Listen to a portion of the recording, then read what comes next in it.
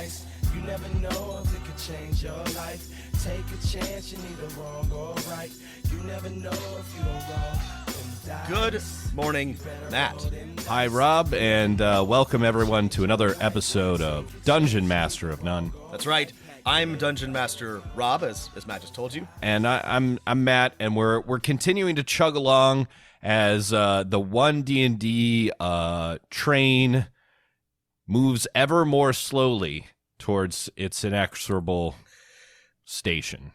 It's really trundling along. It's we're pretty goodly amount into the playtest, and we have a handful of classes, a little bit about species, and I don't know, bits and pieces. And I gotta say, it also seems like real one step forward, two steps back kind of thing with a lot of these OneDnD updates, because they continue to make changes to the fundamental way that it's going to work. We'll talk about how this is reflected in the Druid and Paladin, which is what we're talking about today. But it does not feel like we are making brisk progress towards a new edition, Matt. How does it feel to you?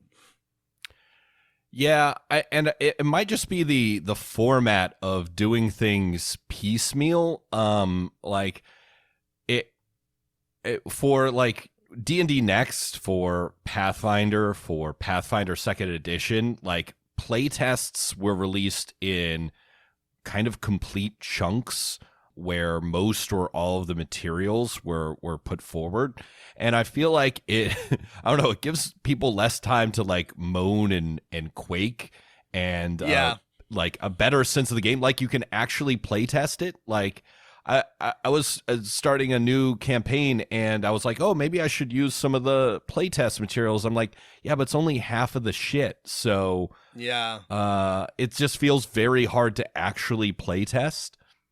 I guess if you had a player that you knew wanted to play one of the classes that's in the playtest and one of the subclasses, you could, but it still feels kind of incomplete. It still feels like there's some things that are not, that you don't really have everything that you would necessarily want if you were a player who wanted to be a new OneDnD Paladin or a OneDnD Druid. I don't know.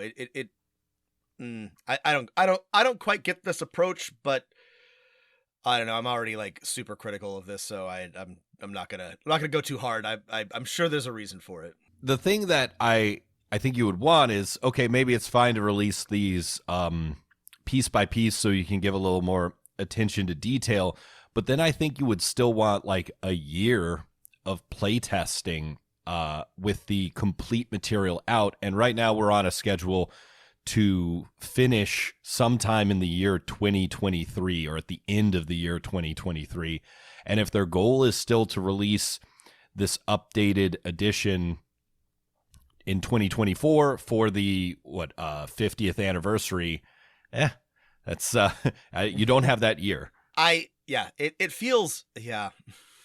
I guess we have a whole year for more playtest materials, but at the rate that they're going, there's just a lot of stuff that needs to be released and play tested. And if they, I don't know. Let's jump into the Druid and the Paladin, because I have one specific thing that I want to highlight as particularly alarming to me that I think Matt will agree about. But sorry, that makes it sound like it's all bad. It's not all bad, but there is one thing that I find very concerning regarding just the whole playtest and the trajectory that we're on. But what have we got here, Matt? What did we get? Right. This was released a week ago. It's now March 5th. But yeah, a week ago we got the updated classes for the Druid and Paladin and a single subclass for both. Right, so we've completed the priest group. So now we have two complete class groups, priests and experts.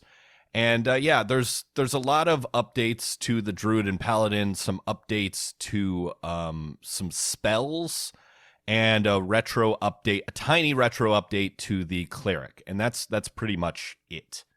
Mm-hmm. And I think if we're talking about broad things, and then I'm really curious what the thing you have that I might agree with is is that a lot of people are like, is this a new edition? Is this an update? Like, to me, the fundamentals of 5th edition, for all the people who say this is like a radical change or it's not backwards compatible, or I don't really know what they mean by that, is like, this is basically the same game, right? This is, and Wizards has said as much, this is like a 5.5 edition. Like, now that we have a bigger, clearer picture, not much in the big scheme of things is changing. And like, for me, the only thing that like really matters is if I want to use an adventure from Candlekeep Mysteries that I liked, or eventually like run Dungeon of the Mad Mage or Call of the Netherdeep, can I run it? And the answer, from what I've seen so far, seems to be yes, right? Nothing that fundamental is changing where you can't use old adventures. No, and I have seen some people point out specific instances of spells or abilities that are not backwards compatible, that do not work with the rules as written. I have already forgotten them, as you can tell, so I don't know how significant they are. It is the kind of, I don't want to downplay that though, because your players may care more than you, and I often run games for players who try to trip me up on these things, either because they're jerks or just because that's how they are. Like, they're not always trying to be assholes, but like, they're, well, what about this? So like, I don't want to make it sound like it doesn't matter if there are rules that are incompatible, but Matt's right that there's not really anything that's gonna stop you from running an older module with these OneDnD things. But there are some, I would call them friction points, some areas where things don't quite work as well as I would like. So let's talk about the Druid as a specific example. Now, there's a big thing about the Druid that Matt and I are going to have to talk about in detail, which is wild shape. But before we get to that, I want to talk about channel nature. It seems like from the design perspective, okay, all experts get expertise. Now all priest class get a channel ability. Channel divinity for the cleric and paladin. It's channel nature for the druid. I understand the purpose behind this. However, you can only use channel nature right now to wild shape, so it just feels like an extra step.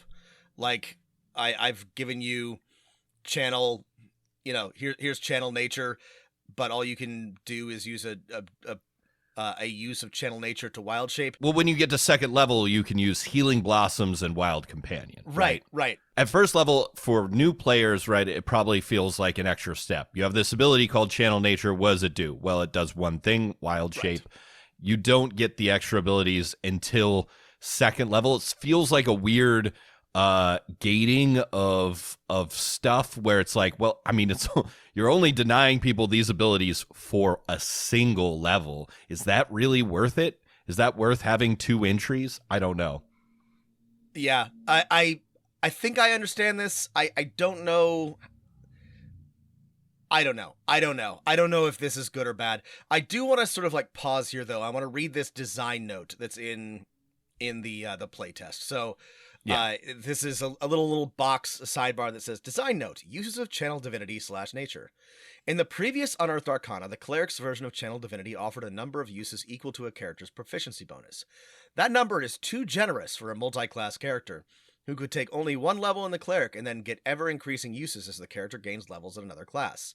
In the Druid and Paladin, we have therefore given channel divinity and channel nature a number of uses tied to the class, rather than proficiency bonus. When we release the next version of the cleric, you'll see a similar treatment there. We will also address multi-classing issues in other classes when we revisit them. So, this is... This is the tiny tweak to the cleric that we got here. Yeah. So this is the thing that gives me pause. Gives you pause? No, Rob, that's the wild shape feature that gives you pause. Okay. But seriously, folks, thanks for listening to our free preview of our premium episode on the Druid and the Paladin. Head over to patreon.com/Dungeon Master of None to hear the rest of our takes on the latest OneDnD UA. Plus, we crack open the mailbag to answer your letters on adding diversity, managing and encouraging player-run factions, and dealing with some tricky rules clarifications. As always, Thanks for listening, and thank you for your support.